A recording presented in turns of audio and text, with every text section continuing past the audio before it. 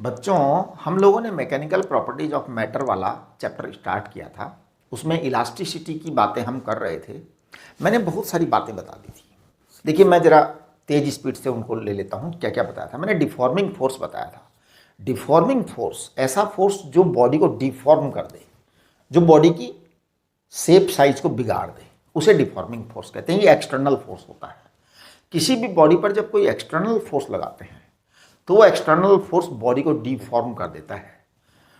ये जो deforming force होता है उसके अगेंस्ट बॉडी भी फोर्स लगाती है, अपोज करती है। उस अपोजिंग फोर्स को इलास्टिक फोर्स कहते हैं। किसी भी बॉडी को आपने कंप्रेस किया या एक्सटेंड किया, तो एक्सटेंड करने के लिए आप डिफॉर्मिंग फोर्स लगाते हैं, कंप्रेस करने के लिए डिफॉर्मिंग फोर्स लगाते हैं, या फिर उसकी शेप बिगाड़ने के लिए डिफॉर्मिंग फोर्स लगाते हैं। बॉडी उसके अगेंस्ट काम करती है। और बॉडी का जो इंटरनल मॉलिक्यूलर अरेंजमेंट है, वो अरेंजमेंट बॉडी के अगेंस्ट, उस फोर्स के अगेंस्ट काम करता है। That is elastic force. हमने आपको डिफॉर्मिंग फोर्स तीन तरह के बताए थे: longitudinal deforming force, volumetric deforming force, shear deforming force. जिस तरह तीन तरह के डिफॉर्मिंग फोर्स बताए थे, उसी तरह तीन तरह के स्ट्रेस बताए थे। Stress is what? Force per unit area. तीन तरह के स्ट्रेस थे। लॉन्गिट्यूडिनल स्ट्रेस, है ना, जो कि टेंसाइल था या कॉम्प्रेसिव था। वॉल्यूमेट्रिक स्ट्रेस और शियर स्ट्रेस था। इसी तरह तीन तरह के स्ट्रेन थे। तीन तरह के स्ट्रेन भी थे: longitudinal strain, volumetric strain, shear strain. इसी प्रकार तीन तरह के इलास्टिक कोफिशिएंट्स थे। इलास्टिक कोफिशिएंट किसको कहते हैं? Coefficient of elasticity is stress upon strain. ये हमने आपको बताया था। तीन तरह के कोफिशिएंट हो गए थे। लॉन्गिट्यूडिनल कोफिशिएंट ऑफ इलास्टिसिटी, इसको हमने कहा था Young's modulus of elasticity. Volumetric coefficient of elasticity, इसको हमने कहा था बल्क मॉडुलस ऑफ इलास्टिसिटी। और जो शियर इलास्टिक कोफिशिएंट था, शियर कोफिशिएंट ऑफ इलास्टिसिटी जो था, उसको हमने कहा था मॉडुलस ऑफ रिजिडिटी। राइट। इसके बाद में अब हम आते हैं, अच्छा, स्ट्रेस स्ट्रेन कर्व भी मैंने आपको ड्रॉ कर दिया था कि हर बॉडी का स्ट्रेस स्ट्रेन कर्व जो होता है वो इनिशियली स्ट्रेट लाइन होता है, फिर स्ट्रेट लाइन एक लिमिट तक होती है, that is called as elastic limit. उसके बाद में वो स्ट्रेट लाइन कर्व आपका रास्ता बदलता है। बदलता क्या है? मटेरियल सरेंडर करने की तरफ टेंडेंसी आ जाती है फिर कि भाई सरेंडर करो। अब टूटने के लिए तैयार हो जाता है मटेरियल, कहता है तोड़ दो। पहले तो क्या, मटेरियल बराबर बराबर अपोज करता है अंदर से, तो स्ट्रेट लाइन आती है इलास्टिक लिमिट तक। फिर उसके बाद में वो क्या करता है, वो डेविएट होने लगता है, यील्ड पॉइंट आने लगता है। यील्ड पॉइंट के बाद में फिर वो इस तरह से, फिर वो रप्चर आ जाता है। रप्चर आने के बाद फिर टूट जाता है। ऐसा ही होता है। तो ये आपका स्ट्रेस स्ट्रेन कर्व था। अब इसके बाद में हमारे पास इलास्टिसिटी से रिलेटेड कुछ डेफिनेशंस हैं, कुछ बहुत फंडामेंटल बारीक बारीक डेफिनेशंस हैं। तो वो बारीक बारीक डेफिनेशंस के लिए आप अपना फॉर्मूला चार्ट खोलिए। मैंने आपको फॉर्मूला चार्ट भेजा हुआ है। Please open your formula chart. Formula chart देखिए, फॉर्मूला चार्ट में बहुत सारी डेफिनेशंस दी हुई है। तो एक बार हम वन बाय वन उन डेफिनेशंस को जरा देख लेते हैं। देखिए, सबसे पहली डेफिनेशन दे रखी है इलास्टिक बॉडीज, है ना। आप देखो पेज नंबर 1 पर आप आ जाइए, राइट साइड पे एकदम, है ना। ये डेफिनेशंस पता है, छोटी छोटी डेफिनेशन है और ये एग्जाम में पूछ लेते हैं। हाँ जी। तो सबसे पहली डेफिनेशन है इलास्टिक बॉडीज। देखिए, इलास्टिक बॉडीज क्या है? इलास्टिक बॉडीज वो हैं जो अपनी शेप को क्या करती हैं, रीगेन कर लेती हैं। Elastic bodies regain their original shape and size after removal of deforming force.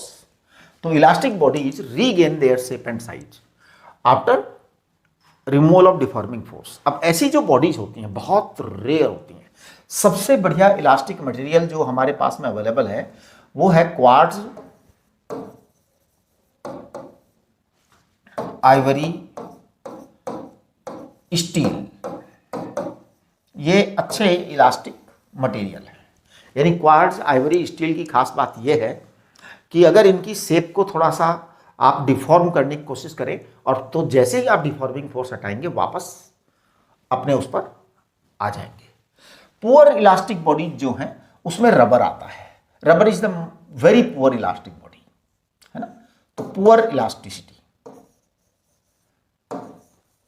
Poor elasticity. Poor elasticity में प्लास्टिक एंड रबर, ये पुअर इलास्टिक बॉडीज है ना। और क्वार्ट्ज, आइवरी, स्टील स्ट्रॉन्ग। अच्छा, प्लास्टिक बॉडीज में डिफॉर्मेशन बिकम्स परमानेंट। तो plastic bodies जो होती है ना, देखिए दूसरी डेफिनेशन आपकी प्लास्टिक बॉडीज है, प्लास्टिक बॉडीज। तो डिफॉर्मेशन बिकम्स परमानेंट है ना। ये जो है प्लास्टिक बॉडीज जो है, इसमें रबर जो है, और एक्चुअल में रबर जो है ना, इसको प्लास्टिक मत बोलो आप, रबर इलास्टोमर्स होता है ना। प्लास्टिक ही बोलो आप प्लास्टिक बॉडी को, कि डिस्टर्ब हो जाती हैं ये, और जैसे ग्लास वगैरह है वो भी थोड़ा सा डिस्टर्ब हो जाता है, राइट। थर्ड, सेफ्टी फैक्टर, ये बहुत इंपॉर्टेंट चीज़ है। ये क्या है, इस पर बहुत क्वेश्चन पूछा जाता है, और ये क्वेश्चन पता है क्या है, ये आपके जेई मेन और एडवांस में पूछा जाता है। सेफ्टी, सेफ्टी एक बहुत बड़ा कंसर्न है हमारी लाइफ का। देखो आपकी कार है, ट्रक है, ट्रेन है, हवाई जहाज है, ये सब किसकी बनी होती है, मेटल की। अच्छा, अब उस मेटल में जो है ना, सेफ्टी एक बड़ा कंसर्न है कि भाई कहीं टूट ना जाए कोई पहिया रास्ते में। कार चल रही है बहुत तेज स्पीड से, कार का एक्सेल ही टूट गया, क्या कर लोगे, खत्म। तो ये बड़ा सेफ्टी फैक्टर का मामला है। देखिए सेफ्टी फैक्टर होता क्या है,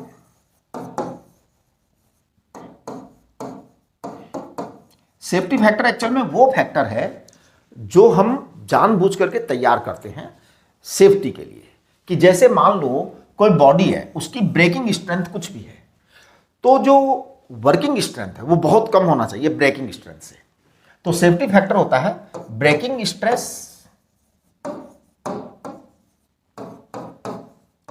upon working stress.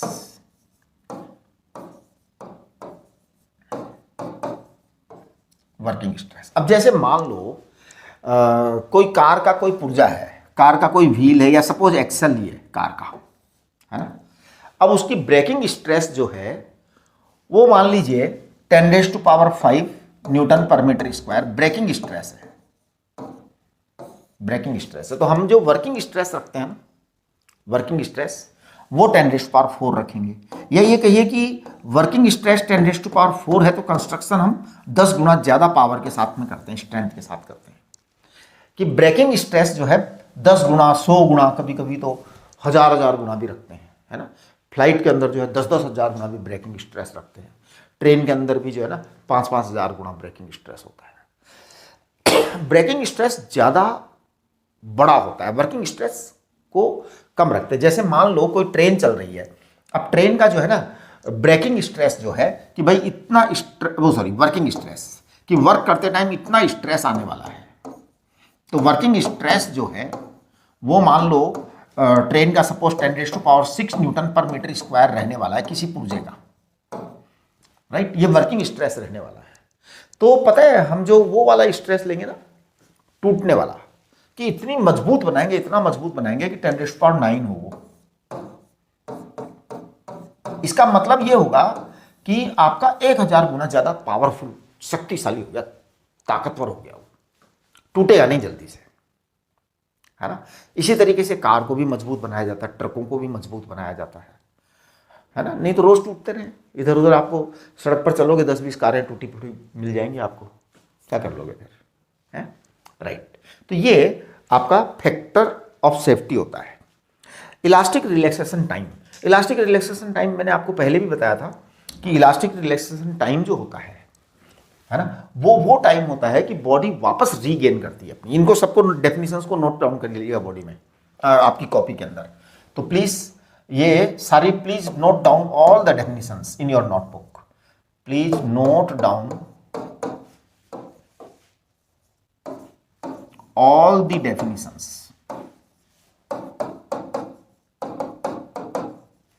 in your notebook। मैं लिख नहीं रहा यहां पर क्योंकि लिखने की ऐसी कोई जरूरत है नहीं, वो वही चीज वापस लिख दूंगा मैं जो लिखा हुआ है, तो क्या तीर मार लोगे। Please note down all the definitions in your notebook. मैं यहां जानबूझ के नहीं लिख रहा बोर्ड पर, क्योंकि लिखा हुआ है उसी को मैं वापस लिखूंगा। मैं समझा देता हूं, समझना बहुत जरूरी है, समझना बहुत जरूरी है। इलास्टिक रिलैक्सेशन टाइम क्या होता है, जैसे हमने किसी बॉडी को डिफॉर्म कर दिया है ना, साइज बढ़ा दी या घटा दी या शेप टेढ़ा मेढ़ा कर दिया, कर तो दिया, डिफॉर्म कर दिया आपने। जैसे ही आपने डिफॉर्मिंग फोर्स छोड़ा, डिफॉर्मिंग फोर्स हटाया, बॉडी वापस ट्राई करती है रीगेन करने की। अब जब बॉडी वापस रीगेन करने की ट्राई करती है ना, तो रीगेनिंग में जो टाइम लगता है, जो टाइम इलेप्स होता है, that elapsed time is the elastic relaxation time. Elastic relaxation time जितना ज़्यादा बड़ा होगा ना, समझ लो बॉडी उतना ही कम इलास्टिक है। इलास्टिक रिलैक्सेशन टाइम जितना ज़्यादा बड़ा होगा, इलास्टिसिटी कम होगी।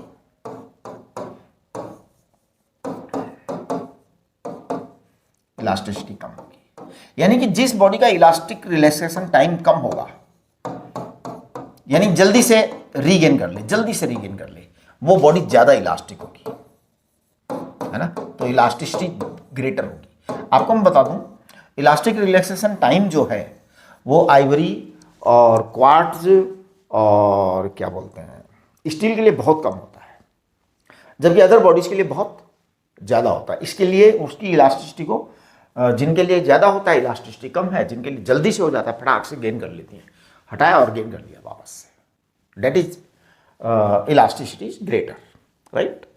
ये इलास्टिक रिलेशन। इलास्टिक फैटिग की बात करते हैं। देखिए इलास्टिक फैटिग क्या है, ये बड़ी ही एक अच्छी सी चीज़ है। इलास्टिक फैटिग क्या होता है, बार बार जब हम बॉडीज पर जो है ना वो लगाते हैं इलास्टिक फैटिग, है ना। तो ये फैटिग के एक बार स्पेलिंग चेक कर लो, हाँ सही लिखा है। तो इलास्टिक फटीग बोलते हैं, कई लोग इसको फटीग बोलते हैं, कई लोग इसको फैटिग बोलते हैं। अब एक्चुअल में क्या है, ये फटीग है, फैटिग है, ये अंग्रेजी भाषा ही ऐसी है जी, नॉन साइंटिफिक लैंग्वेज है? इसमें कोई लॉजिक नहीं है प्रोनाउंसिएशन का, ठीक है। हमारी जो लैंग्वेज है हिंदी, इतनी ग्रेट साइंटिफिक लैंग्वेज है जी। आप देखो कोई दुनिया की ताकत, कोई आदमी एक भी वर्ड का इधर उधर प्रोनाउंसिएशन नहीं कर सकता। जो वर्ड लिखा गया है वही उसका प्रोनाउंसिएशन है। तो यहाँ तो अब इसको फैटिग बोल देता हूँ, कोई लोग फैटिग बोल देते हैं, कई लोग फटीग बोल देते हैं, कई लोग फाटिग बोल देते हैं, है ही ऐसा, क्या करें। इलास्टिक फैटिग का मतलब क्या है, किसी भी बॉडी को आप बार बार डिफॉर्म करते रहो, एक दिन ऐसा होगा कि उसकी इलास्टिसिटी खत्म हो जाएगी, टूट जाएगी, क्रीप आ जाएगा। जैसे मान लो एक रॉड है लोहे की, अब आप इस रॉड को तोड़ना चाहते हैं, मान लो ये लोहे की रॉड है, इसको तोड़ना चाहते हैं आप, तो मैं बताऊं दो तरीके हैं। एक तो आप पकड़ो और काट दो, टूट जाएगा। एक ये है, इसको बार बार मोड़े जाओ 10 घंटे तक, मोड़ो फिर सीधा करो, फिर मोड़ो फिर सीधा करो, फिर मोड़ो फिर सीधा करो। जैसे ये रॉड है, आपको ये रॉड बीच में से तोड़नी है, या कोई तार है, तार को तोड़ना है, ये बहुत आराम से आप रोज कर सकते, घर में कर सकते हो कि छोटा सा कोई तार लिया, पतला सा, है ना। अब आपको तार को तोड़ना है तो क्या करें, एक बार इसको जो है ना ऐसे मोड़ें, फिर सीधा करें, है ना, फिर वैसे मोड़ें, फिर सीधा करें, फिर मोड़ें, फिर सीधा करें, फिर मोड़ें, फिर सीधा करें, फिर मोड़ें। आप करते जाओ। आपका निश्चित रूप से आधा घंटा 1 घंटे के अंदर वो टुकड़ा टूट जाएगा, है ना। हाँ, कोई प्लेट को भी आप तोड़ सकते हो, है ना। कोई मतलब जैसे मान लो स्केल है, अब स्केल को तोड़ने की इच्छा हो रही है, तोड़ सकते हो। स्केल नहीं है अपने पास में, यहाँ पे नहीं है ना। हाँ, तो आप तोड़ सकते हो उसको ऐसे करके। इसको इलास्टिक फैटिग कहते हैं। बॉडी जो है ना लूज हो जाती है। तो इलास्टिक फैटिग की डेफिनेशन दे दी है, और on exerting repeating alternating deforming force the body becomes less elastic and finally breaks, right. Elastic creep बोलते हैं इसको, टूट जाती है उसको इलास्टिक क्रीप बोलते हैं। इलास्टिक फैटिग का मतलब तो है बॉडी ने इलास्टिसिटी लूज कर दी।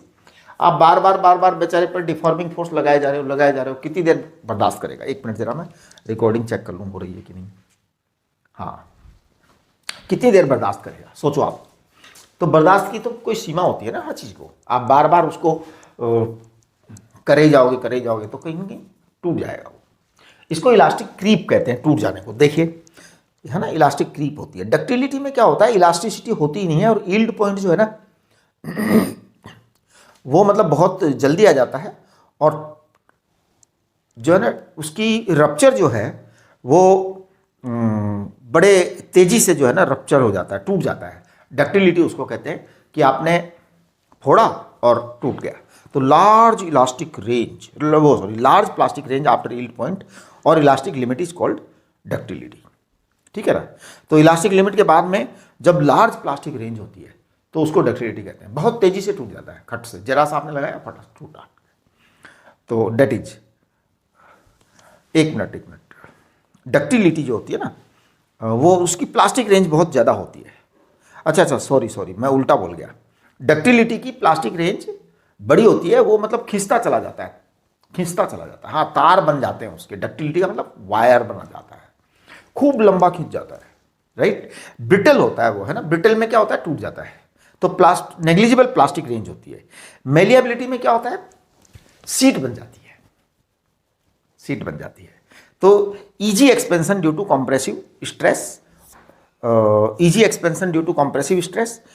On applying compressive stress area increased and becomes a sheet, correct. तो कोई चीज़ ऐसी होती है जिसको मेलिएबिलिटी कहते हैं कि अगर आपने उसके ऊपर प्रेस किया उसको तो सीट बन के आ जाती है ना। जैसे स्टील, एल्यूमिनियम, इनकी सीट बनाना बड़ा आसान होता है। एल्यूमिनियम की सीट बनाना तो बहुत ही आसान होता है ना। बस आप एल्यूमिनियम डालो, प्रेस से दबाओ, सीट बन के आ जाती है फटाक से, राइट। ये इलास्टिक हिस्टेरिसिस भी मैंने आपको बताया था। हिस्टेरिसिस का मतलब होता है इलास्टिक लैग। आपको मैंने बताया था कि अगर स्ट्रेस स्ट्रेन कर्व हम खींचते हैं, देखो अपना नोट्स देखिए, पिछले वाले लेक्चर के नोट्स, तो उसमें ऐसा मैंने बताया था कि अगर मान लीजिए आपने एक मटेरियल को स्ट्रेस बढ़ाया, ये बढ़ गया, अब इलास्टिक लिमिट आने मत दो आप। इलास्टिक लिमिट से पहले ही आप क्या करें, रुक जाइए। इलास्टिक लिमिट मान लो यहाँ आने वाली है, सपोज यहाँ आने वाली है, आप इलास्टिक लिमिट से पहले रुक जाइए, मत बढ़ाइए स्ट्रेस को। अब आप घटाना चालू कर दो, स्ट्रेस को बढ़ाने के बजाय स्ट्रेस को कम करना चालू कर दो। तो क्या होगा, ये अब मटेरियल आप सोच रहे होंगे कि जैसे स्ट्रेस स्ट्रेन है, अब ये इसके अलोंग आएगा, नहीं आएगा। कोई भी मटेरियल नहीं है, अगर इसके अलोंग आ जाए, वापस रिटर्न हो जाए सेम कर्व कि घटाना चालू किया, सेम कर्व रिटर्न हो गया, फिर तो वो 100% इलास्टिक मटेरियल हो गया। ऐसा है ही नहीं, कोई मटेरियल नहीं है। तो इसमें क्या होता है, हर मटेरियल थोड़ा सा रास्ता बदलता है। ये जो रास्ता बदलता है, यहां आ गया, आपने स्ट्रेस पूरा गायब कर दिया, तब भी स्ट्रेन खत्म नहीं हुआ। अब आपका ये स्ट्रेन थोड़ी देर बाद में खत्म होगा। यानी stress is always advanced and strain is lagging. तो strain lags behind stress. Strain always lags behind the stress. Strain always lags behind the stress. इसे हम कहते हैं इलास्टिक लैग या इलास्टिक हिस्टेरिसिस, राइट। देखिए काफ़ी सारी चीज़ें हैं। इलास्टोमर्स का मतलब होता है कि जो है ना, स्ट्रेन बहुत ज़्यादा हो जाता है, यानी खींचा और स्ट्रेन बहुत ज़्यादा हो गया। No plasticity but as is very high, strain is very high. Plasticity नहीं है लेकिन स्ट्रेन बहुत हाई है। अब आप कहेंगे ये स्ट्रेन बहुत हाई कैसे है? Strain small S is very high. जैसे रबर में प्लास्टिसिटी नहीं है, ऐसा नहीं है कि रबर मतलब जो है ना बह जाता है। प्लास्टिसिटी का मतलब तो होता है कि आपने खींचा और बस हो गया काम, दैट इज प्लास्टिसिटी। प्लास्टिसिटी आपका यहां पर आता था इलास्टिक लिमिट के बाद में। जैसे ये आपका कर्व था ना, स्ट्रेस स्ट्रेन कर्व, देखिए प्लास्टिसिटी का मैं बताता हूं कहां पे है। ये आपका स्ट्रेस स्ट्रेन कर्व था, हमने बताया था ऐसा। तो आपके इलास्टिक पॉइंट आया था, इलास्टिक पॉइंट के बाद में यील्ड पॉइंट आया था, यील्ड पॉइंट के बाद में ये जो चीज़ हुई थी ना ऐसे, ये थी प्लास्टिक रेंज।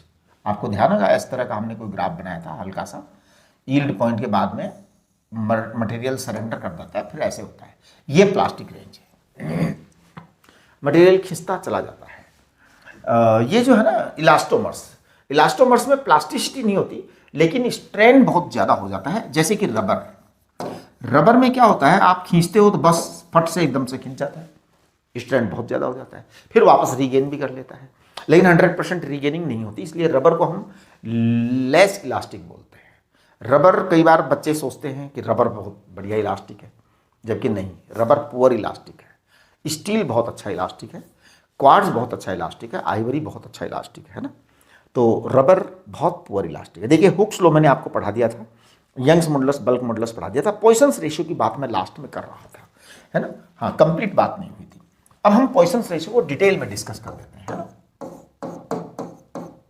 ये डेफिनेशन जो है ना आप लोग नोट डाउन कर लेना सारी, क्योंकि ये एग्जाम में ये लोग पूछेंगे अलग अलग चीजें।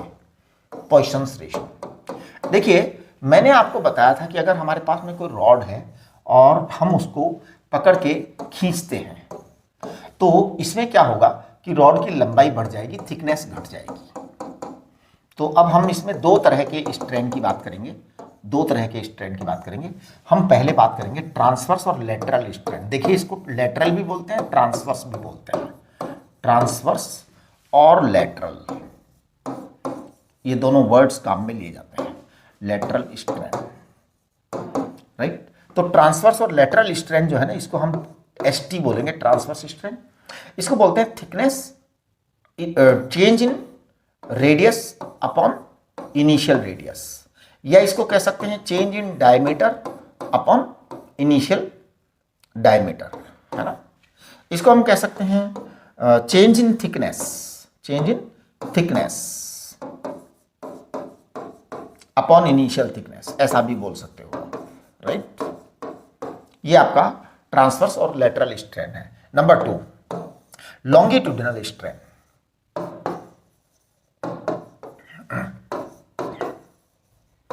लॉन्गिट्यूडिनल स्ट्रेन, लॉन्गिट्यूडिनल स्ट्रेन है SL, longitudinal strain. Longitudinal strain में डेल्टा एल अपॉन एल आता है, ये लॉन्गिट्यूडिनल स्ट्रेन होता है। Change in length upon initial length. In general 99% materials के लिए जो है ये जो है ना ट्रांसवर्स और लेटरल स्ट्रेन जब कम होता है तो ये बढ़ता है, या ये कम होता है तो वो बढ़ता है। दोनों कम या ज़्यादा, मतलब दोनों एक साथ कम, दोनों एक साथ ज़्यादा, ऐसा नहीं होता है ना। तो ये जो है ना, इसके अंदर क्या होता है कि हम ये कह सकते हैं कि सिग्मा का जो रेशियो होता है वो होता है ट्रांसवर्स अपॉन लेटरल स्ट्रेन। और इसमें कई बार माइनस का साइन लगाते हैं, कई बार नहीं लगाते हैं। माइनस का साइन जब लगा देते हैं और नहीं लगाते तो क्या क्या असर पड़ता है, देखिए। कुछ बुक्स माइनस का साइन लगा देती हैं, कुछ बुक्स नहीं लगाती। ये आपकी अंडरस्टैंडिंग की बात है। अब it is the matter of understanding actually, है ना। फंडामेंटली जो डेफिनेशन है स्टैंडर्ड, वो ये है कि delta D upon delta L upon L, है ना। अब मैथमेटिक्स कहती है कि डिफरेंशियल में अगर कोई क्वांटिटी कम हो रही है तो आप उसमें माइनस लगा दीजिए, राइट। अगर हम माइनस लगाएंगे तो आपके सिग्मा की जो प्रैक्टिकल वैल्यूज होती हैं, प्रैक्टिकल वैल्यूज सिग्मा की, वो 0 से 0.5 होती हैं अगर आप माइनस लगाते हैं तो। नहीं लगाते हैं तो फिर सिग्मा की वैल्यू विथ माइनस साइन, है ना, with minus sign in definition. कारण बड़ा सिंपल सा है कि ये कम हो रहा था, आपने वहां पे माइनस ऑलरेडी लगा दिया तो अब पॉजिटिव करने की, अब आपका सिग्मा पॉजिटिव आ जाएगा। वैसे फंडामेंटल डेफिनेशन यही है, लेकिन कुछ किताब वालों ने दे रखा है तो उसमें उन्होंने फिर जब दे रखा है ना तो उन्होंने उसको माइनस लिख दिया। वैसे आजकल जो है ये नहीं लिया जाता है ना। तो फिर ये -0.5 to 0 आ जाएगा अगर आपको वहां पे प्लस दे रखा है तो, है ना। बट ये आजकल यूज नहीं लेते, ये बहुत मतलब कुछ, लेकिन पुरानी अभी भी किताबें आ रही हैं मतलब इस तरह की। तो हो सकता है कहीं लिखा हुआ दिख जाए तो आप समझ जाइएगा कि वहां पर माइनस नहीं लगा हुआ, इसलिए यहां माइनस लगा दिया है। लेकिन आपका जब सिग्मा के बारे में बात की जाए, सीधे सीधे पूछे तो आप इस साइन को महत्व देवें, यानी this is the correct definition, है ना। वो वहां पर अपने मानने की बात है, मानने की बात तो फिर वो थोड़ी सी प्रॉब्लम हो जाती है ना, कि उसमें वो लिख देते हैं बुक वाले, suppose it this is this then this, है ना। तो अगर हमारे पास में मान लो डेफिनेशन में आपने यहाँ पे प्लस दिया है तो आपके आंसर में सिग्मा की वैल्यू जी आएंगी, माइनस दिया है तो आपके आंसर में सिग्मा की वैल्यू जी आएंगी, राइट। चलिए, थ्योरेटिकली सिग्मा की वैल्यू जो है ना, थ्योरेटिकली मतलब 0 से -1 भी होती हैं, थ्योरेटिकली होती हैं। कि आपने मान लो थ्योरेटिकली आपने मटेरियल जो है वो ऐसा कि वो लेंथ भी बढ़ रही है और थिकनेस भी बढ़ रही है ना। तो थ्योरेटिकली अगर आप करें तो वो हो सकता है ऐसा, लेकिन प्रैक्टिकल जो है कोई भी मटेरियल ऐसा नहीं है जो इससे ज़्यादा हो रहा हो सिग्मा, करेक्ट। चलिए, अब हम यहाँ तक की बात हम कर चुके थे। अब हम ये जो है ना फंडामेंटल रिलेशंस हैं, देखिए अपने पास में आप अपना फॉर्मूला चार्ट देखिए, ये दो रिलेशंस आपको याद रखने हैं। किताब वालों ने ज़्यादा रिलेशन दे रखे, वो याद नहीं रखने आपको। आपने अगर दो रिलेशन याद रख लिए ना, वैसे मैं इनका वीडियो जो है ना डेरिवेशन, वैसे आपके कोर्स में नहीं है derivation is not in your syllabus, ठीक है। लेकिन इनका जो है वीडियो जो है ना वो मैं आपको भेज दूंगा, मैं बना लूँगा वीडियो, मेरे को दिमाग में है ये सब काफ़ी सारी बातें, कि कई बार इनको बच्चे जो है ना सोचते हैं कैसे आया फॉर्मूला। 10-10, 15-15 मिनट के डेरिवेशंस हैं और टाइम ज़्यादा नहीं लगता है ना। तो देखिए सबसे पहले तो मैं आपको बता दूं कि हर मटेरियल में ये प्रॉपर्टीज पाई जाती हैं। इनको इलास्टिक कांस्टेंट्स कहते हैं, इलास्टिक कोऑर्डिनेट्स कहते हैं। इलास्टिक कांस्टेंट्स और कोऑर्डिनेट्स, ध्यान दीजिए, कांस्टेंट्स और इलास्टिक कोऑर्डिनेट्स।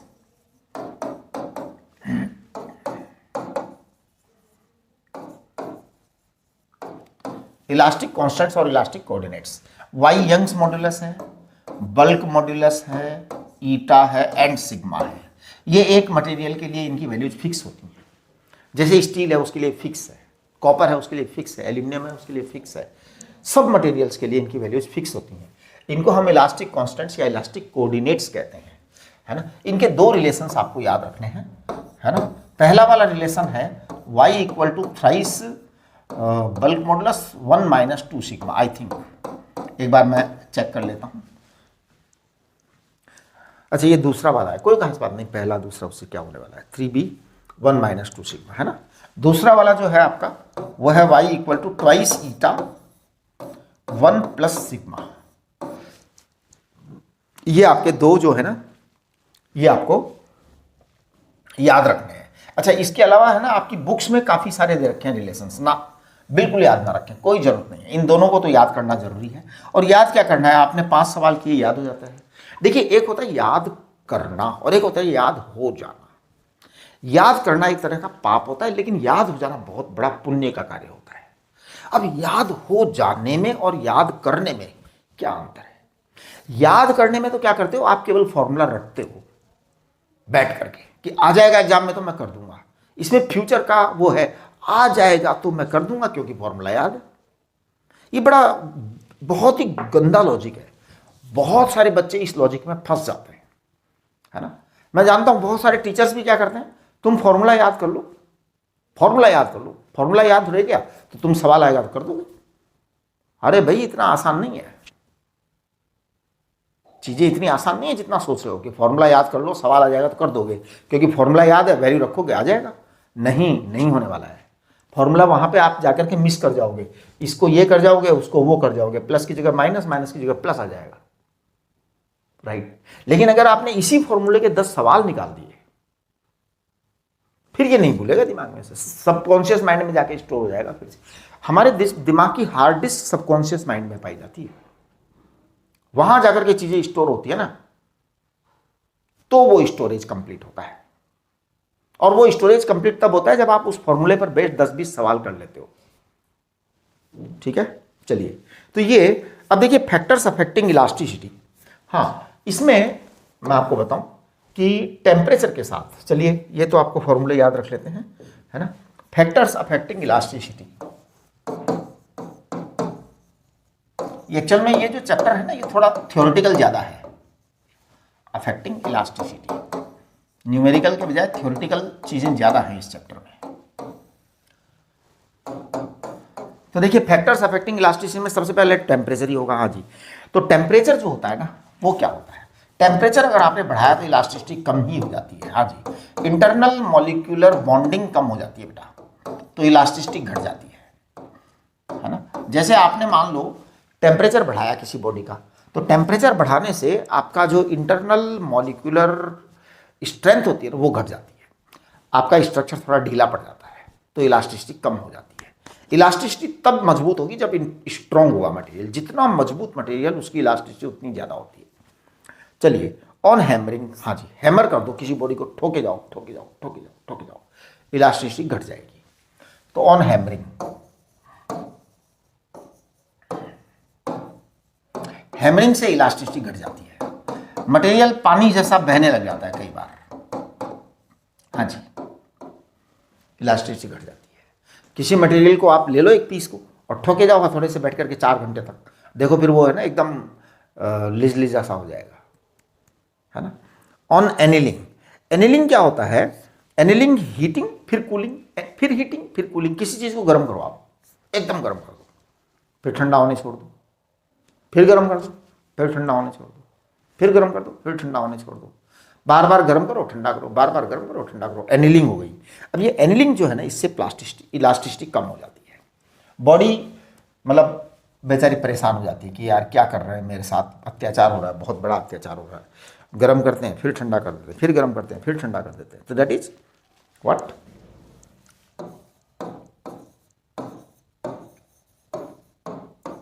एनिलिंग से इलास्टिसिटी आपकी घट जाती है। ये इलास्टिसिटी के अफेक्ट करने वाले रीजन है। चलिए अब हम बात करते हैं थर्मल स्ट्रेस। ये बड़ा इंपॉर्टेंट टर्म है। थर्मल स्ट्रेस की बात मैं करता हूं डिटेल के अंदर।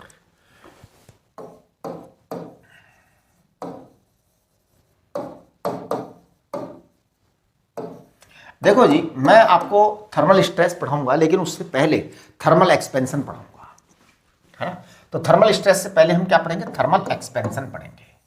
Thermal expansion of bodies.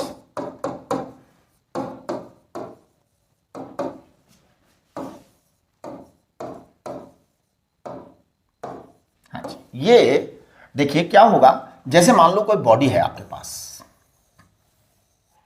अगर आप इसको गर्म करते हैं तो क्या क्या होगा मैं बताता हूं क्या क्या होगा। गर्म करो इसको, स्टोव पे रख के गर्म करो, गैस भट्टी में डाल के गर्म करो, फर्नेस में डाल के गर्म करो। गर्म करने पर on heating any body,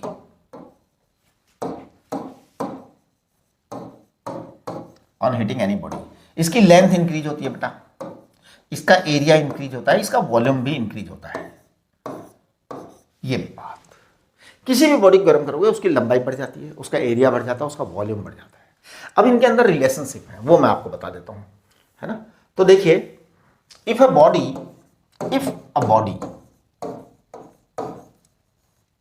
is initially eight zero temperature, initially at zero kelvin, initially at 0 degree Celsius, 0 degree Celsius, है ना। 0 डिग्री सेल्सियस ही लेते हैं अपन, केल्विन तो हो ही नहीं पाता हमारी लाइफ के अंदर, है ना। तो if a body is initially at 0 degree Celsius, then length,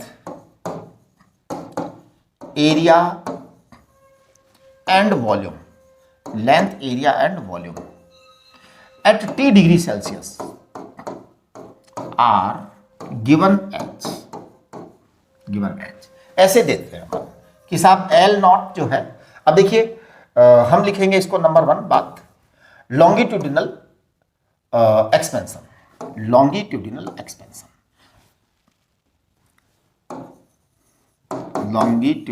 expansion, longitudinal thermal expansion. ध्यान दो होता क्या ये, जैसे आपने लिखा LT equal to L naught 1 plus alpha T, ये लॉन्गिट्यूडिनल एक्सपेंशन का फॉर्मूला है। अब आप यहां पे ध्यान दीजिए, है ना। तो L नॉट क्या है? L नॉट है length at 0 degree Celsius, length at 0 degree Celsius, है ना। और LT क्या है? Length at T degree Celsius, T degree Celsius, right. और अल्फा क्या है? अल्फा है thermal coefficient, longitudinal coefficient of thermal expansion, इसको कहते हैं longitudinal coefficient of thermal expansion, thermal expansion, right. ये आपकी लेंथ वाली कहानी हो गई है पूरी। तो ये लेंथ वाली कहानी पूरी हो गई। अब हम एरिया की बात करते हैं ना। तो देखिए area expansion, thermal area expansion बोल दो, है ना। Area expansion due to temperature, due to temperature. देखिए ड्यू टू टेम्परेचर में एरिया एक्सपेंशन आएगा। इसका फॉर्मूला होता है A T equal to A not 1 plus beta T. ये बेटा एरिया एक्सपेंशन है ना। तो आप देखिए ए टी, ए नॉट क्या है? ए नॉट है area of body at 0 degree Celsius, और एटी क्या है? Area at T degree Celsius. Beta क्या है? बीटा को कहते हैं superficial coefficient of thermal expansion, है ना। इसको कहते हैं superficial coefficient of thermal expansion. ये हम आपको अगले चैप्टर में पढ़ाएंगे, लेकिन फिलहाल यहां पे मैं बता देना चाहता हूं superficial coefficient of thermal expansion.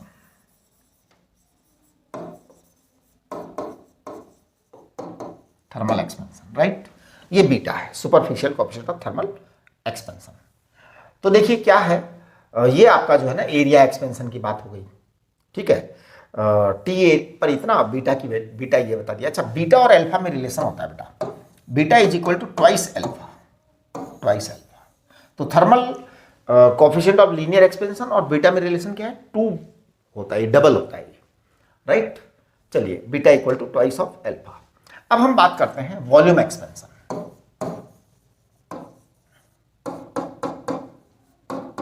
Volume expansion वही सारी कहानी पुरानी। V T equal to what? V not 1 plus gamma T.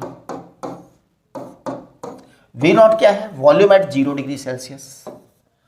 V naught क्या है? वॉल्यूम एट 0 डिग्री सेल्सियस, है ना। वी टी क्या है? वी टी है volume at T degree Celsius.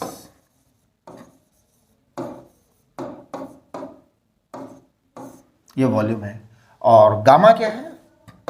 Gamma है volume coefficient of thermal expansion, है ना। वॉल्यूमेट्रिक बोल दो, volumetric coefficient of thermal expansion. ये तीनों चीजें आपके पास आ गई। ऐसा ही हम है ना जो उसके लिए रेजिस्टेंस के लिए भी एक नियम बना देंगे, थर्मल एक्सपेंशन। आपको ध्यान होगा कि रेजिस्टेंस के लिए भी ऐसा एक रूल होता है, resistance R T equal to R naught 1 plus, वहां भी अल्फा ही लिखते हैं, है ना। हाँ, अब यहां पर अल्फा जो है ना ये थर्मल कोफिशिएंट ऑफ रेजिस्टेंस है, ठीक है।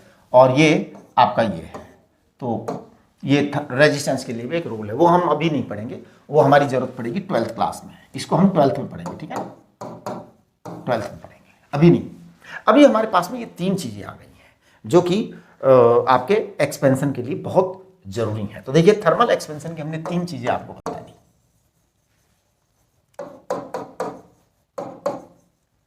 Length expansion, area expansion and volume expansion, right. Length expansion था L T equal to L not 1 plus alpha T.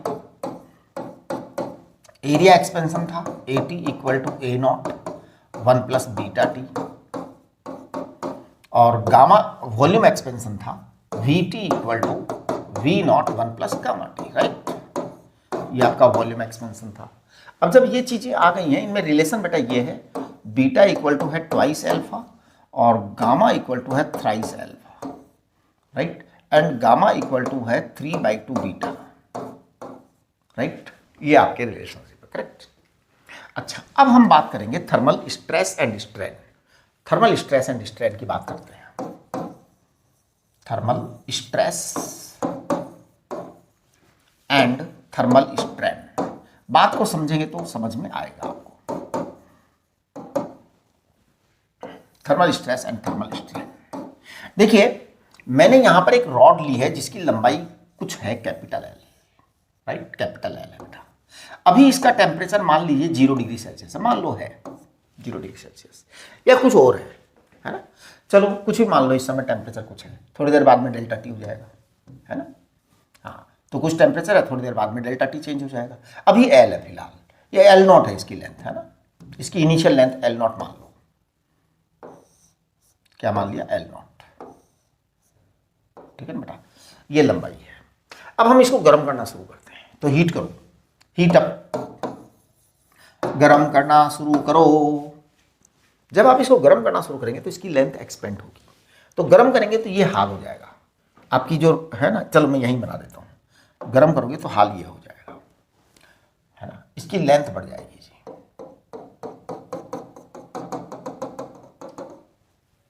Right, मान लो आपने T डिग्री सेल्सियस से गर्म किया, तो लेंथ कितनी हो जाएगी? लेंथ हो जाएगी, नई length L T equal to L not 1 plus alpha T.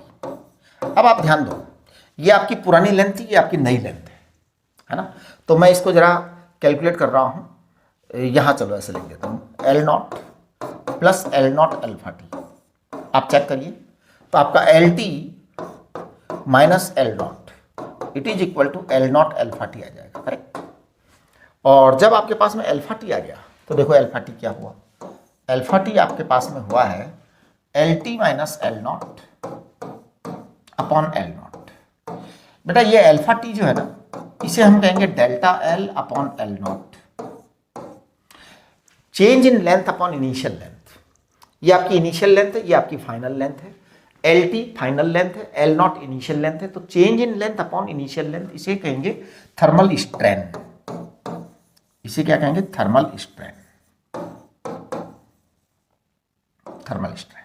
Okay, ये आपकी रॉड है, ये आपकी रॉड है, फैल गई आराम से। इस समय इसमें स्ट्रेस जीरो आएगा।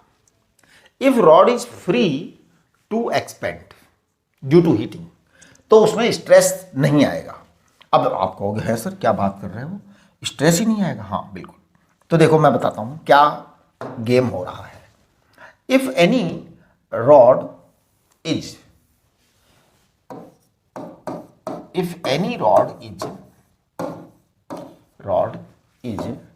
free to expand,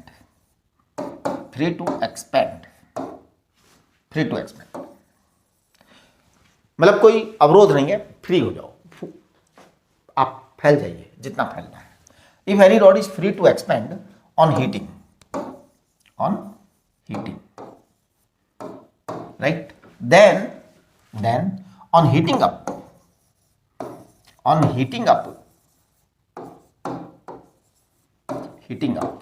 change takes place,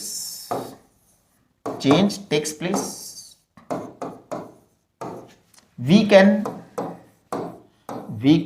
calculate strain,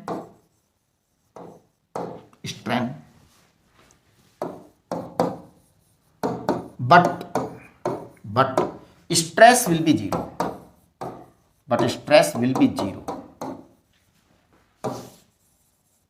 zero for free expansion,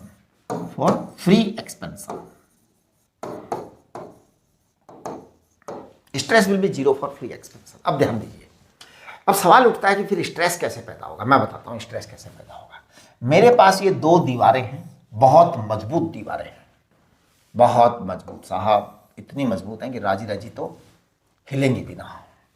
और यहां पर मैंने एक रॉड को फिक्स कर दिया, इन दोनों दीवारों के बीच में एक रॉड को फिक्स कर दिया जी, दोनों दीवारों के बीच में रॉड को क्या कर दिया? फिक्स कर दिया।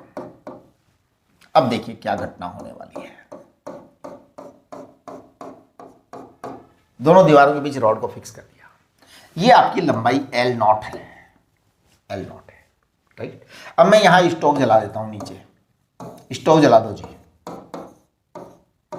जब आप स्टोव जलाओगे तो ये रॉड गर्म होगी, गर्म होने के बाद फैलने की कोशिश करिए। आपने दीवारें लगा रखी, फैल नहीं पाएगी बेचारी,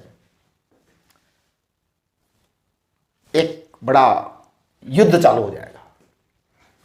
मटेरियल फैलना चाहता है, आपने लिमिट लगा रखी है कि फैलेगी नहीं। अब आपका स्ट्रेंथ तो आएगा ही आएगा, स्ट्रेंथ तो आना ही आना है। तो स्ट्रेंथ क्या आएगा आपका? L T equal to L not 1 plus alpha T. आपने अभी भी कैलकुलेट कर दिया, alpha T is the thermal strain, alpha T is thermal strain. और इसको आप लिखेंगे delta L upon L not, यानी L T minus L not upon L not. ये आपका थर्मल स्ट्रेन आ गया बेटा। एक्चुअल में क्या होता है मैं बताऊं कि जब तक बॉडी अंदर से इंटरनल अपोज नहीं होता तब तक स्ट्रेस क्रिएट नहीं होता। अब बॉडी अंदर से इंटरनल अपोज कब करेगी? जब उसे बाहर से आपका अपोज मिलेगा, है ना। आप उसको बाहर से परेशान करना चाहते हैं बॉडी को, बॉडी मस्ती से अपना, क्योंकि गर्म हो गई है, गर्म होकर अपनी साइज बढ़ाना चाहती है ना। अगर बॉडी गर्म हो गई है, गर्म होकर अपनी साइज बढ़ाना चाहती है और आपने बढ़ाने के लिए दे रखा है छूट कि चलो ठीक है तुम बढ़ाना चाहते हो बढ़ो, तो you are favouring the material. जब आप मटेरियल को फेवर करते हैं, मटेरियल की इच्छा से काम होने देते हैं, तो स्ट्रेस नहीं आता है। स्ट्रेस इस दुनिया में आता कब है? जब आपकी इच्छा के विरुद्ध कार्य होता है ना, तब स्ट्रेस आता है। नेचुरल बात है, नेचुरल बात है। आप बर्गर खाना चाहते हो, मम्मी खिलाना नहीं चाहती। आप पिज्जा खाना चाहते हो, मम्मी खिलाना नहीं चाहती। आप नूडल्स खाना चाहते हो, मम्मी खिलाना नहीं चाहती है। अब स्ट्रेस आएगा आपके दिमाग में, है। अब मम्मी की इच्छा कितनी भी अच्छी है, कितनी भी उचित है, बहुत अच्छी है, लेकिन अब आप लोगों का स्ट्रेस चालू हो जाएगा। ये मटेरियल फैलना चाहता है, हमने कहा फैलो। अब मटेरियल को हीट किया, मटेरियल फैलना चाहता है, हम फैलना नहीं देने चाहते। ये आएगा थर्मल स्ट्रेस। अब स्ट्रेस पैदा होगा, ठीक है। देखिए Y is Young's modulus. Young's modulus को हमने कहा था स्ट्रेस अपॉन स्ट्रेन। आज इसी यंग्स मॉडुलस की डेफिनेशन को मैं स्ट्रेस अपॉन स्ट्रेन की जगह बोलूंगा thermal stress upon thermal strain. Thermal stress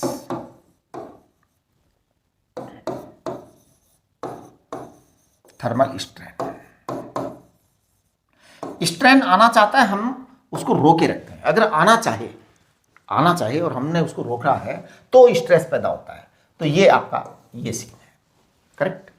अब आप थर्मल स्ट्रेस को क्या लिख सकते हो? सोचिए, थर्मल स्ट्रेस को हम लिख सकते हैं थर्मल स्ट्रेस, इसको हम लिख देंगे वाई अल्फा टी। ये आपका थर्मल स्ट्रेस आ गया, करेक्ट। चलिए जी, तो थर्मल स्ट्रेस की हमारी बातें पूरी हो गई। टॉर्सन ऑफ अ सिलेंडर को आप थोड़ा सा देख लीजिए कि टॉर्सन ऑफ द सिलेंडर, आपको पहले मैंने बताया था कि क्या होता है टॉर्सन।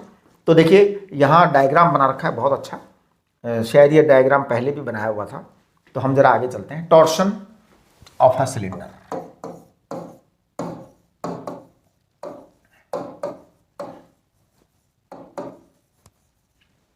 देखिए टॉर्सन ऑफ अ सिलेंडर में क्या चक्कर है कि जैसे यहाँ मान लो आपने कोई मजबूत छत के ऊपर या किसी बहुत स्ट्रॉन्ग सपोर्ट पर आपने एक सिलेंडर को लटकाया, राइट।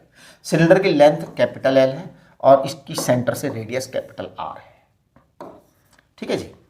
अब अगर आपने मान लो यहाँ पर एक एक्सिस ले लेते हैं आप, और अब आप इसको घुमाते हैं थोड़ा सा, तो घुमाते हैं तो ये पॉइंट आपका घूम जाएगा, है ना।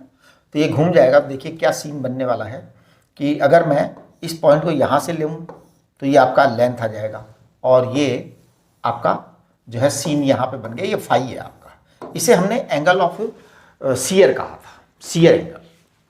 तो phi is what? Shearing angle. हमने कहा था बेटा सीयरिंग एंगल, ये हमने कहा था। और यहां से जो आर घुमा था ना, ये आर का, तो देखो मैं इसका क्रॉस सेक्शन बनाता हूं। जैसे मान लो ये आर आपका यहां था, अब आपका ये यहां से यहां घूम गया, तो ये आपका थीटा बना था। ये क्रॉस सेक्शन है, क्रॉस सेक्शन, ध्यान देना। क्रॉस सेक्शन यानी इसको नीचे से देखोगे तो ऐसा दिखाई देगा। जैसे आपने एक सिलेंडर लटकाया, अब सिलेंडर लटका दिया आपने, अब आप सिलेंडर को जो है ना दो जगह से देखो। यहाँ से पकड़ो, सिलेंडर लटका हुआ है, छत से एक सिलेंडर लटका हुआ है। इमेजिन करिए कि छत से एक सिलेंडर लटका हुआ है।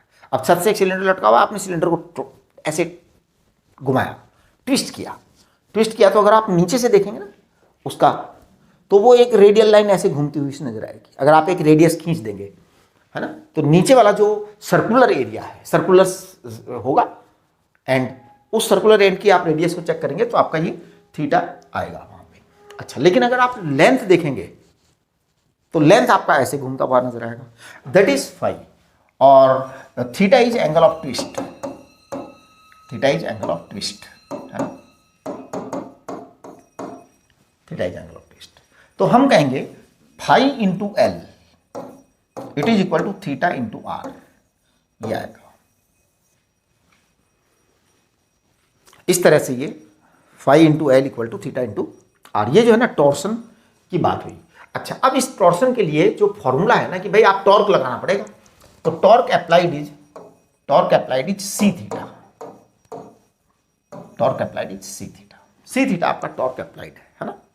अब जब ये टॉर्क अप्लाइड सी थीटा है तो सी इक्वल टू क्या है, सी इक्वल टू है ये आपको फॉर्मूला याद रखना पड़ेगा, है ना। अब इस फॉर्मूले का डेरिवेशन आपके कोर्स से बाहर है ना, हालांकि मैं डिराइव करूंगा अलग से वीडियो में, लेकिन वो अलग वीडियो होंगे, मतलब उसका आपके सिलेबस से लेना देना नहीं है, वो केवल नॉलेज के लिए हम बनाएंगे वीडियो।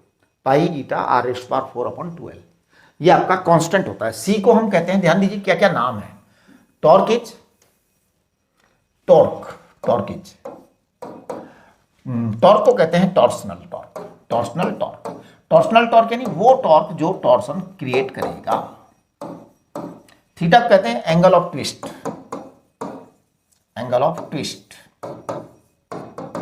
ध्यान दीजिए, थोड़ा इसको समझने की कोशिश करिए। सी को कहते हैं ट्विस्टिंग कॉफिशिएंट ऑफ ट्विस्ट या twisting coefficient.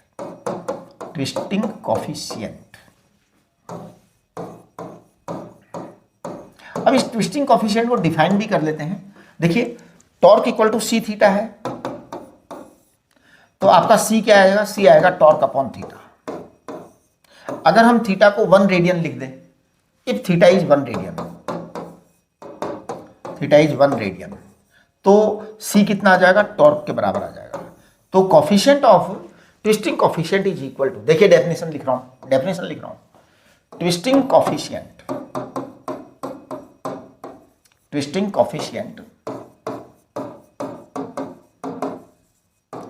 is equal to that amount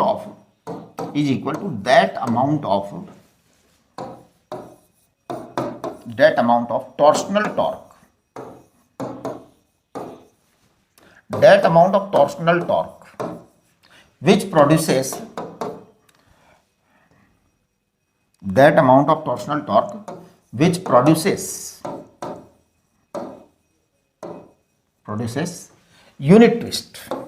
unit angle of twist। हाँ जी, बड़ा सिंपल सी बात है, unit angle of twist theta equal to 1 radian, है ना।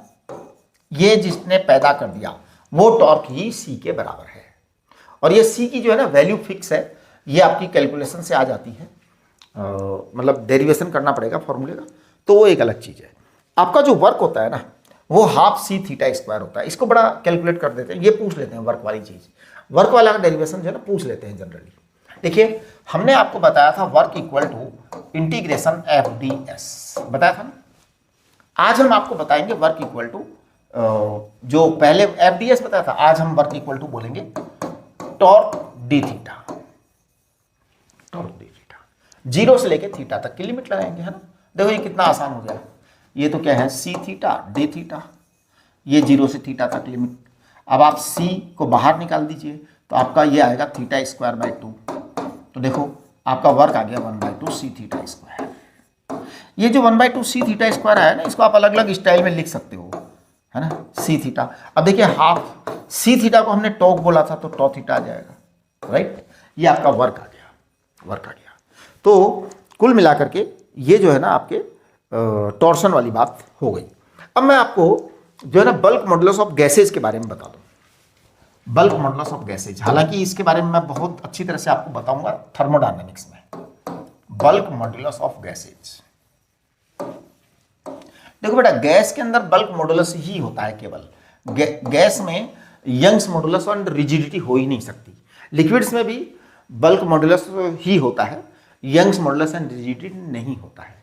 यानी कि लिक्विड्स एंड गैसेज के लिए we talk about the bulk modulus but never talk about the rigidity, never talk about the Young's modulus. Gases के लिए बल्क मॉडुलस की बात करते हैं, दो तरह की होती है। Number 1 thermal coefficient of elasticity, नहीं, इसको आइसोथर्मल बोलते हैं, है ना। Number 1 isothermal, isothermal bulk modulus बोल दो आप इसको, है ना, ऑफ गैस। अब देखिए isothermal bulk modulus of gas, इसी का नाम जो है ना हम isothermal coefficient of elasticity of gas बोलते हैं। ध्यान दो क्या बोलते हैं, isothermal coefficient of elasticity for gas.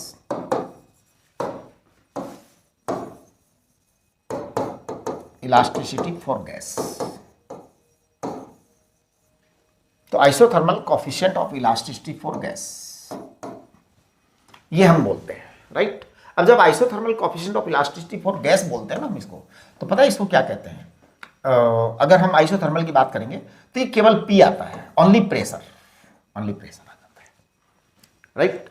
लेकिन जब हम इसको एडियाबेटिक बोलते हैं तो गामा इंटू पी आ जाता है, adiabatic bulk modulus, adiabatic bulk modulus of gas. जब मैं आपको थर्मोडायनेमिक्स पढ़ाऊंगा तो इसके बारे में बताऊंगा, adiabatic bulk modulus of gas या adiabatic coefficient of elasticity for gas, adiabatic coefficient of elasticity for gas. इसको गामा इंटू पी बोलेंगे, इसको गामा इंटू पी बोलेंगे। डेफिनेशन वही है आपकी जो बल्क मॉडुलस की होती है, यानी कोई डेफिनेशन में डिफरेंस नहीं है ना। बल्क मॉडुलस की डेफिनेशन आपको मैंने बताई थी, ध्यान होगा तो। बल्क मॉडुलस हमने कहा था डीपी अपॉन प्रेशर में change upon DV upon V, that is the bulk modulus. और ये है ना प्रेशर में चेंज बढ़ आता है तो ये नेगेटिव ही आता है, यहाँ पे प्रेशर घटता है तो वॉल्यूम बढ़ता है, प्रेशर बढ़ता है तो वॉल्यूम घटता है, मतलब प्रेशर बढ़ता है तो वॉल्यूम घटता है, हाँ बिल्कुल सही बात है, प्रेशर घटता है तो वॉल्यूम बढ़ता है, ये बात है। इसलिए ये दोनों एक दूसरे के अपोजिट होते हैं, रिवर्स होते हैं, ठीक है। चलिए अब आपको जो है ना एक दो चीज़ें और बता देते हैं हम। सबसे पहले मैं बता रहा हूँ आपको work done in stretching a body, work done in stretching length of body, a rod और वायर, है ना, ऐसे लिख दो आप, work done in stretching a rod और वायर। तो बेटा ये जो वर्क होता है ना, अगर आप ध्यान देंगे ना तो बड़ा सिंपल सी बात बताऊंगा मैं आपको। वर्क अभी अभी हमने कहा था एफ डी एक्स, मान लीजिए आपने फोर्स लगाया, डी एक्स का डिस्प्लेसमेंट हुआ, है ना, डी एक्स का आपका चेंज आया। तो अब अगर मैं इस फोर्स को जो है कुछ लिख दूं, फोर्स को, जैसे अभी आपका मैं फोर्स लिख देता हूं, यहाँ पे देखो मैं लिख रहा हूं force y equal to Young's modulus क्या होता है, force upon area upon delta L upon L, ये बताया था, stress upon strain, Young's modulus बराबर, है ना। अब मैं y को लिख दे रहा हूं, यंग्स मॉडुलस को ध्यान देना, एफ एल अपॉन ए इंटू डेल्टा एल। एक्चुअली हमारे घर के सामने मंदिर है, हम बड़े भाग्यशाली हैं कि प्रभु जो है ना हमारे घर के एकदम सामने ही हैं। तो मंदिर जो है ना सामने है, तो उसमें कई बार पूजा करने के लिए लोग आते हैं, तो वो घंटी वगैरह बजा दिया करते हैं। तो हमें इससे जो है ना अच्छा लगता है, खुश होना चाहिए। कभी कभी थोड़ा सा आपको लगता होगा डिस्टर्बेंस होता है, तो वो कोई इतनी खास बात नहीं है। y equal to F L upon A. अब ये डेल्टा एल है ना, इसको हम x लिख देते हैं, डेल्टा एल को हम x लिख देते हैं, करेक्ट। तो देखिए हमने एफ डी एक्स किया, अब आप f बताओ क्या आएगा। f आपका आएगा Y A X upon capital L, check करो f। तो मैं यहां पर f को लिख देता हूं वाई ए अपॉन कैपिटल एल और एक्स डी एक्स। देखो मैंने f की जगह ये चीज लिख दी। अब आप देखिए वर्क कितना आया, वर्क आया है आपका, मान लो 0 से लेके आप x तक ले जाना चाहते हैं या डेल्टा एल तक ले जाना चाहते हैं, है ना। तो मैं लिख दूंगा y को वाई ए अपॉन कैपिटल एल और इंटीग्रेशन एक्स डी एक्स, इसकी लिमिट बता रहा हूँ 0 से लेके डेल्टा एल तक, डेल्टा एल लास्ट है, डेल्टा एल लास्ट कि भाई ये डेल्टा एल हमने स्मॉल के लिए लिख दिया है यहाँ पे, स्मॉल चेंज के लिए। तो देखिए क्या आएगा आपका वाई ए अपॉन कैपिटल एल और ये एक्स है आपका, तो एक्स स्क्वायर बाई 2 आ जाएगा, है ना। एक्स स्क्वायर बाई 2 आपका वो आएगा। अब आप लिमिट रखेंगे तो क्या आएगा यहाँ पे, 0 टू डेल्टा एल लिमिट रखिए आप, तो ये आपका वर्क आ जाएगा Y capital A upon L. 2 आपका बाहर निकाल दो आप, 1/2 डेल्टा एल स्क्वायर को आप यहाँ रख दीजिए। ठीक, अब देखो मैं इसको कैसे कैसे चेंज कर सकता हूँ, बस अब केवल मैनिपुलेशन करूँगा, यानी आपका रिजल्ट आ गया है। अब हम इसको धीरे धीरे अलग अलग तरीके से लिख देते हैं, that is called as mathematical manipulation. ये मैनिपुलेशन करना आप लोगों को आना चाहिए। तो देखिए I am going to manipulate the things. तो देखो आप लिखेंगे इसको y। अब देखो y को आपने स्ट्रेस अपॉन स्ट्रेन लिखा ना, तो मैं y को स्ट्रेस अपॉन स्ट्रेन लिख देता हूँ ईमानदारी से, स्ट्रेस अपॉन स्ट्रेन लिख दिया। ठीक है बेटा, कोई प्रॉब्लम भी नहीं है स्ट्रेस अपॉन स्ट्रेन लिखने में, है। अच्छा ठीक है, ये बेटा a है एरिया, और नीचे क्या है, l है। तो मैं एक काम कर रहा हूं, l से ऊपर नीचे मल्टीप्लाई डिवाइड कर देता हूं। l से ऊपर नीचे मल्टीप्लाई डिवाइड तो कर ही सकता हूं, और ये यहां पर आ जाएगा डेल्टा l का स्क्वायर। ठीक है, यस। अब आप चेक करो, मैं देखो क्या लिख रहा हूं, हाफ स्ट्रेस अपॉन स्ट्रेन, तो मैंने y की जगह लिख दिया जी, यंग्स मॉडुलस को ही लिख दिया मैंने स्ट्रेस अपॉन स्ट्रेन। यहां ये है वॉल्यूम, ये क्या है, a इंटू एल वॉल्यूम होता है, एरिया इंटू लंबाई वॉल्यूम होता है। ये है एल स्क्वायर, तो चलो मैं यहाँ 1 लिख देता हूँ, यहाँ लिख देता हूँ मैं delta L upon capital L का स्क्वायर। जरा चेक करिए, तो ये आ जाएगा आपका 1/2 stress upon strain into volume तो है ही, वॉल्यूम तो है ही। अब देखो ये जो चीज है ना, ये आपका स्ट्रेन स्क्वायर है, ये आपका स्ट्रेन स्क्वायर है। अब स्ट्रेन स्क्वायर है, नीचे एक स्ट्रेन है, तो आप एक स्ट्रेन से काट दो इसको। कुल मिलाकर के आपके पास में वर्क का फॉर्मूला आ गया, half stress into strain into volume, ये आपका वर्क आ गया बेटा। इसी वर्क को हम elastic energy stored in the body कहते हैं। The same work is called elastic energy stored in the body. So this is elastic energy stored in the body. Elastic energy stored in the body. Work को elastic energy कहते हैं बेटा, है ना। Elastic energy stored in the body of volume, V बोल दो, है ना, हाँ, इन द बॉडी बोल दो। ठीक, अब देखो बेटा, elastic energy stored in the body. अब elastic energy density in the body, elastic energy density, elastic energy density in the body.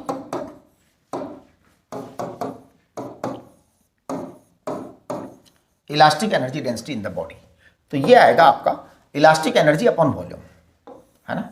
Density का मतलब ये होता है elastic energy upon volume, upon volume, ये आपका इलास्टिक एनर्जी अपॉन वॉल्यूम आ गया। अब ये इलास्टिक एनर्जी अपॉन वॉल्यूम को जब हम लिखेंगे ना ध्यान से, तो आप देखेंगे कि ये आ जाएगा half stress into strain, volume cut जाएगा, तो ये आपका आएगा। स्ट्रेस को हम लिखते हैं हाफ कैपिटल एस, स्ट्रेन को स्मॉल एस लिखते हैं, तो ये आपका इलास्टिक एनर्जी डेंसिटी आ गया। ठीक है ना।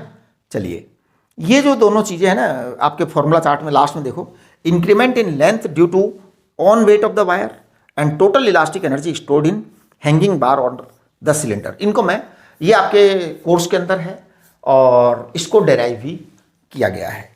तो हम इसको जो है ना तेज स्पीड से जो है डेराइव कर देते हैं, कोई खास बात नहीं है, या चलो अगले लेक्चर में कर देंगे, कोई इतनी बड़ी प्रॉब्लम नहीं है। तो increment in length due to on weight of the wire, है ना, अपने वेट के कारण हर वायर लटकता रहता है, तो उसमें इंक्रीमेंट आता रहता है, उसमें इंक्रीमेंट आता रहता है। फिर जो है ना इलास्टिक एनर्जी भी उसमें स्टोर हो जाती है, राइट। तो चलिए यहाँ तक आप कंप्लीट कर लीजिए। ये जो है ना इन दोनों को डिराइव भी करेंगे और हम कुछ क्वेश्चंस करेंगे, है ना, कुछ क्वेश्चंस करेंगे जिससे आपको ट्विस्ट समझ में आ जाएगा कि काफ़ी सारे क्वेश्चन तो एकदम ईजी है, एकदम ईजी जो कि आप कर ही लोगे। जैसे स्ट्रेस, फोर्स अपॉन एरिया निकाल ही लोगे आप, स्ट्रेन निकाल ही लोगे आप। तो ये कई छोटे छोटे क्वेश्चन हैं, बहुत सारे, लेकिन कुछ क्वेश्चन जो है वास्तव में अच्छे क्वेश्चन हैं, वो मैं करा दूंगा, राइट। तो आप जो है इसको नोट्स आज ही बना लें।